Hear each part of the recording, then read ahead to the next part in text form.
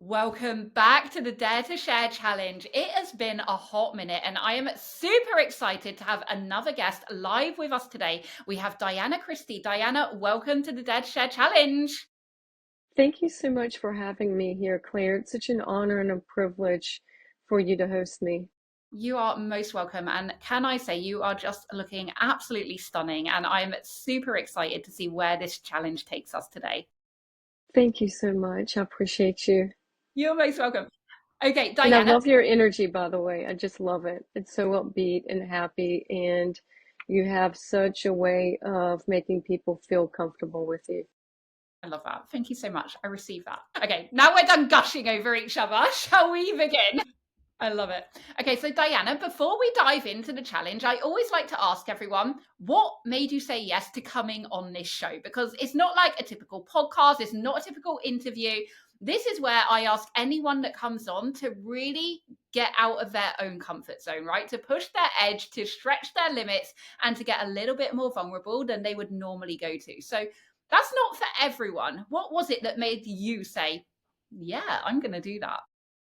It was a matter of helping others and serving others. I feel that we all have a purpose and that we go through things so that sometimes we go through them first so that other people who have been through it afterwards, we can help them, we can hold their hand, we can say, I understand because I've truly been there, and truly be empathetic and not sympathetic, because sympathy only goes a long ways. But when you can feel their pain because you've been there, that is where you can actually be able to touch people, to reach people, and to actually connect with them at a soul level.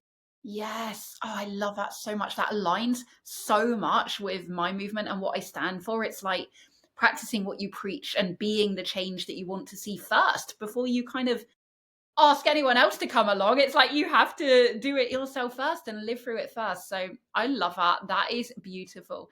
Now, Diana, before we dive into the actual questions of the Dad Share Challenge, I would love for you to tell us a little bit about yourself. Who are you? What do you do? What's the magic that you bring into the world? I'm an author, and I'm also develop programs for both men and women to basically understand themselves, establish their values, be able to accept themselves, process their pain, be able to go into a union, whether that's marriage, life partner, general commitment, so that you can have both the embodied masculine energy, the embodied feminine energy, because just because a woman can give birth doesn't mean men don't have their own superpowers. Men have superpowers, so do women, but it's a matter of how do we surrender to our masculinity for the men or the femininity for the women, and be able to say we're both stronger together. Love that. That's beautiful. I'm so excited to see where we go with this. I love authors. I always seem to attract a lot of authors into my world. So this is really exciting. So for you guys watching, if you are new to the Dare to Share challenge and you're wondering what this is all about, this is all part of the Real and the Raw Leaders movement. This is where leaders from across the world come and join me as they dare to share. Dare to share their own truth, their story, but most of all, their vulnerability. Why? So that you see the human behind the perception, so that the next time you're looking up at someone that inspires you, you realize they're not so different from you after all. And that must mean one thing: if they can do it, so can you. And that is what the Real and the Raw Leaders movement and the Dead Share Challenge is all about. So, with that being said, Diana, are you ready for us to dive into the challenge? I am. I do want to say one thing. I don't see the Zoom working. No, we're not on Zoom. So it's just, Okay, it's yeah. just going to be this. Okay, okay. That's fine. So we are streaming live at the moment, and then this will also be uploaded to our YouTube show. So for you guys watching, if you're here with us live, welcome. And if you're watching on the replay, let us know in the comments what this challenge brought up for you, what it impacted you, and how you're going to move after hearing it, because that's the most important piece, right? If we don't inspire action, then it's just words and it's just fluff, essentially. So we are going to dive in to the questions. Diana, I have two questions for you in this challenge. On the surface, They might seem very simple, very easy to answer, but the whole point of this challenge is that we go deeper. We stretch ourselves and we really dig into the depths of what we are willing to share. So, with that being said, Diana, the first question I have for you is, what does being a real and a raw leader mean to you? And we're not just talking about in business, we're talking about the entirety of the human experience, your everyday life. Realness and rawness, how does that transpire for you, and what does it really mean to you? For me, it's a matter of understanding three main components. One, what are your values? Two, what is your purpose? And three, holding yourself accountable. Because we can sit there and blame others, but at some point, and if you look at whether it's media, you look at social media, you look at politics, everybody's pointing the finger at someone else. But we have to take accountability. And if we can't expect others to be the best versions of themselves if we don't expect the same out of ourselves. Love that. And it's really keeping yourself accountable for those key points as well. I love that. That sounds like that's something you've given a lot of thought to. I have. That is the foundation of how we behave, because if you can't make the right decisions for the small things, you're not going to do it for the big things. So true. So, can you dive a bit deeper into that for us? And how does that transpire in your everyday life? How do you make sure that as an individual, if those three components are what real and raw leadership means to you, how do you hold yourself accountable? Like, do you have systems, or is it just naturally now ingrained into your way of being and thinking? For me, it was establishing my values, defining them, not just saying, okay, faith, courage, integrity, but really diving deep into defining what that is and what that means for me, but also looking at the people that I had around me and then having to make that decision. Do the people that I have around me, do they have the same values? And I spent 2 years basically letting people go one by one and blocking people. When people did things, I just had to slowly get rid of them until now it's a very, very small group, but it's something where I have to keep it small in order to make sure that I'm not allowing people, outside influences, who do not align with my values. Because if we allow everybody, and I know that in spirituality and diversity, inclusion, whatever, we're supposed to be accepting of all people. And I know this is going to be very controversial when I say this, but no, you can't. Because if you can't trust somebody to do what they say, how can you include them in your inner circle? How can you allow them to potentially hurt your family? How can you potentially bring them in and allow them to hurt your friends or other loved ones? And so we can't accept everybody. It's impossible, because if you accept everybody, you're going to have chaos. You're going to have a lot of problems, issues, drama, trauma, because those persons are most likely hurt.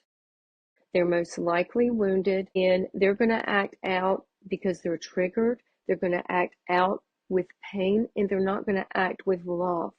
So, for instance, if you have a family member and they say something that's a little snotty or a little ugly, okay, wait a second. I see the best in you. I'm not going to be triggered by that. So let me pause a second. Okay, well, are you having a bad day? What's going on? You seem a little off. How can I help you feel better? How can I contribute to bringing you up? Because it's when we do that instead of judging. But what do we have to do? We have to see the divinity in ourselves first before we see it in others, because it's when we don't see it in ourselves when we cannot see it in others. Oh, I love that. That is beautiful. And what you said there, I hope all of you watching got this. Maybe rewatch this if you didn't. But what I just took from that, so I had a clear scenario played out in my head then. I have people in my family who are maybe not as consciously awakened as some of us, and they're stuck in that, what should we call it, low frequency paradigm. And a lot of that chatter can be very low vibrational, right? It can be very derogatory, it can be very complaining and very, negative energy, quite dense energy. But what I loved about what you just said, Diana, was instead of judging that, it's saying, okay, how can we lift you up? How can we bring you to a higher frequency, essentially, so that you're not trapped in that way of thinking? Exactly. Oh, I love that. Beautiful. Make sure that you take note of that, you guys watching. That is gold right there. So, on that note, Diana, are you ready for the big question? I am. She's ready. So, for you guys watching, if you're new here, I'm about to ask Diana what she's willing to dare to share with us today. And so that you know, I never know what any of the guests or the speakers are going to share with us. All I ask them is that they make it be a little bit stretchy, that they go deeper than they would normally go, and they stretch their own comfortability so that you see they're human. You see that they're willing to go first. You see that this is how leaders lead, by leading themselves first. So, Diana, I do need to check with you where you're going to take us today. I realized we haven't done that. So, we have two levels of vulnerability to choose from. We have the stretchy level, which is your hero's journey. It's the things that you've overcome. It's your life's work and your life story and the lessons that you've achieved on the outside. And they're important to tell, of course. Or we have the extreme level. And this is something that you're navigating, you're experiencing, you're growing through in real time right now. Neither is a get out clause, but we do need some direction. So, where do you want to take us today with your dare to share?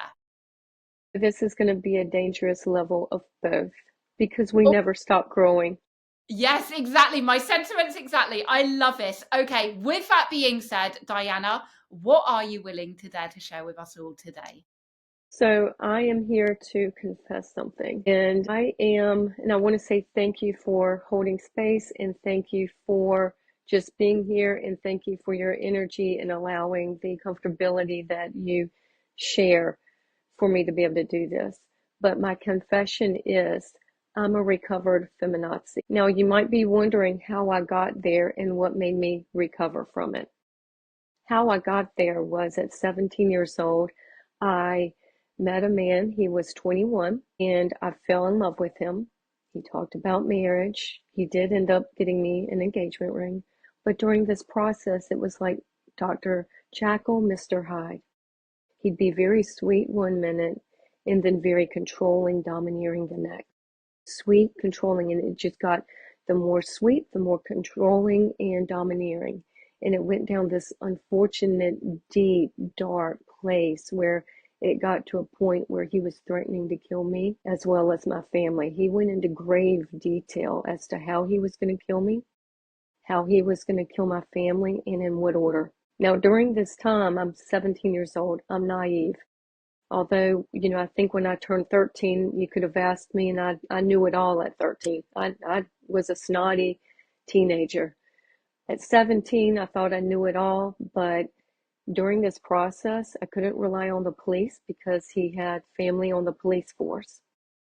So I lived in a small town, and this was not something where I could just go and eat.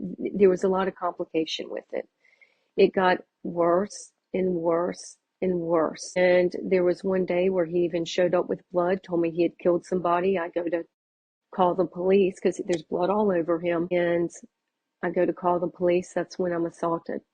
I'm lifted up high into the air and I'm dropped probably around 7 feet, land on my back.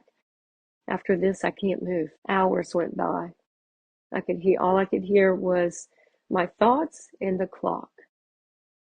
I had nothing but time on my hands. I couldn't get up. I couldn't move. When I had to go to the bathroom, I had no choice. I went. And I laid there for, I'm not sure how long, but it was days. I began to be able to feel and move and slowly got more motor control. And that was the last time I had heard or seen from him. Months go by. I'm now in college. He shows up at the door with an engagement ring. At this point, I'm trying to make sure that I keep myself safe and make sure that he doesn't cause any harm to my dorm mate. She had left. I wasn't sure when she was going to come back. And of course, I said yes just to appease him. And then ended up being home. Now, the stalking continued. I ended up taking a medical drop. Now I was living with my parents because I was no longer on campus. And coming back from campus, he had relayed a message to a friend back to me. We ended up going to court. We got a domestic violence protective order at the state that I was living in. Stalking was not considered a crime. So we went to court. However, it continued, but he did it through other means. He did it through my friends. So he says this, he said that. So I got a message that he had killed my family, and he had caused a lot of bluffs and things like that. And at that point, I snapped. So I go over to his place. I break in. I tie him up using a slip knot, which is something he had actually taught me. I happened to see gasoline. I pour it over him. The lighter wouldn't work. It's a good thing because I probably wouldn't be here. So I ended up strangling him, and I knew to put pressure on his tracheal and then also squeeze to cut off blood and air.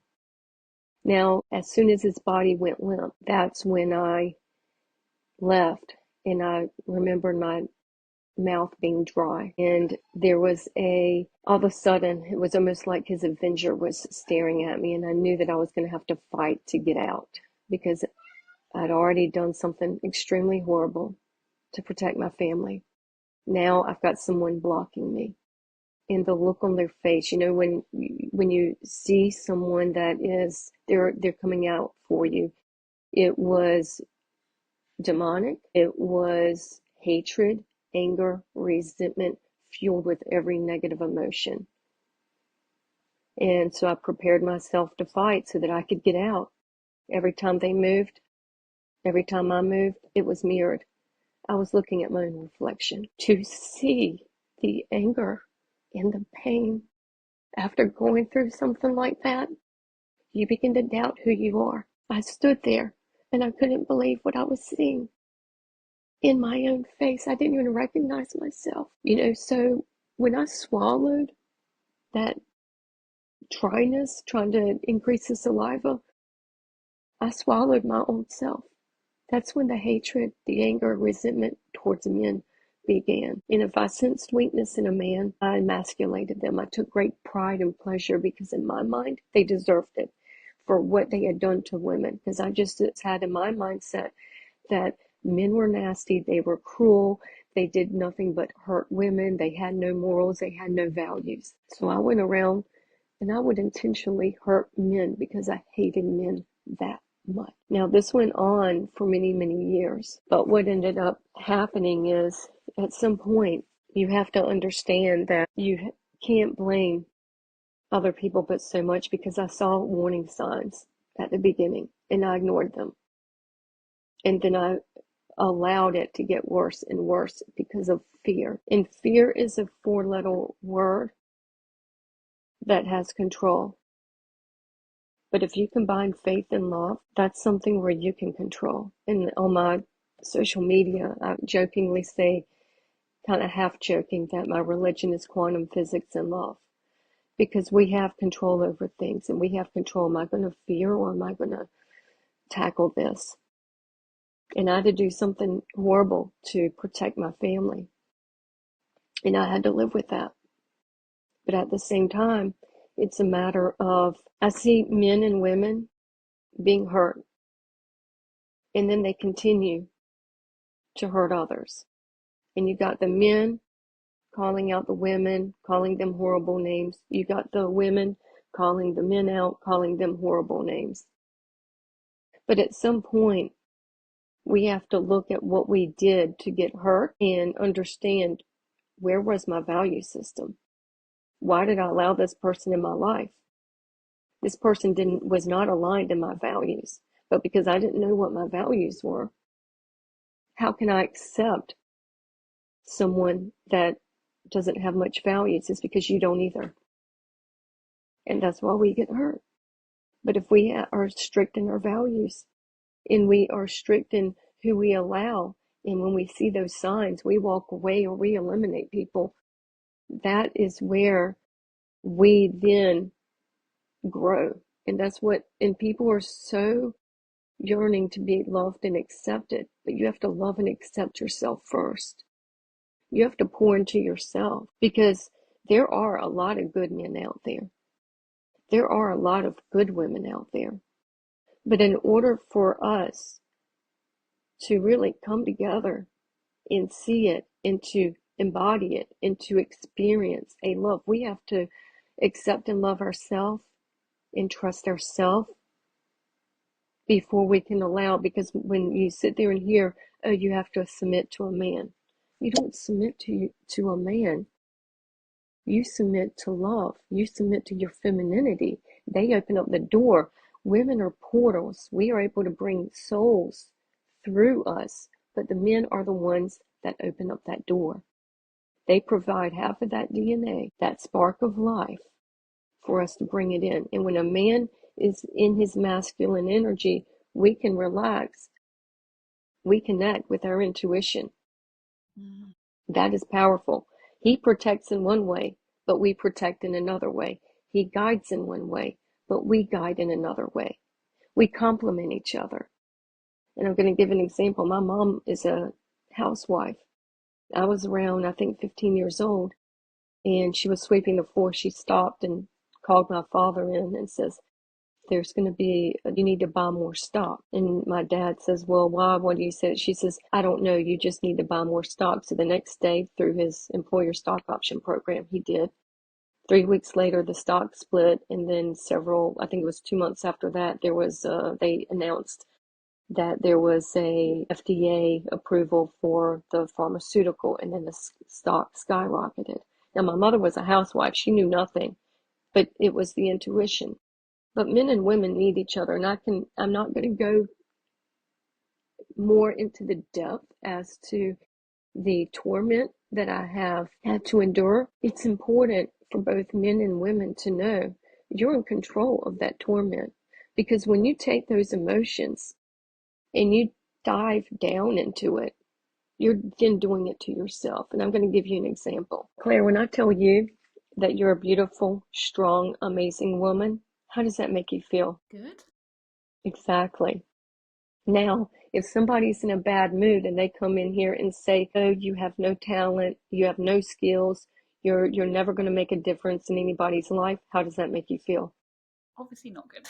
Exactly. And if someone comes in and says, you're a handsome man, it's a little awkward, it's a little weird, it's still a compliment, but it's not your truth. So the further away you get from your truth, the worse you're going to feel. That is your soul speaking to you. The closer you get to your truth, the better you're going to feel. And so when we surrender and we love and we accept ourselves, we can feel that internal guidance. And we know what our truth is. We don't need external validation. It's the internal validation that you just displayed when I asked you that. That is your guidance system. And it's through our guidance system where we know, because haven't you ever met somebody, you're like, oh, there's something I don't want to be around, that you know that they're wearing a mask, they've got bad intentions, they're there to take advantage. That's your guidance system. And it's when we don't use our guidance system, when we get involved with people whose values are not aligned with ours and who ultimately cause us pain. Because we're not in tune with ourselves.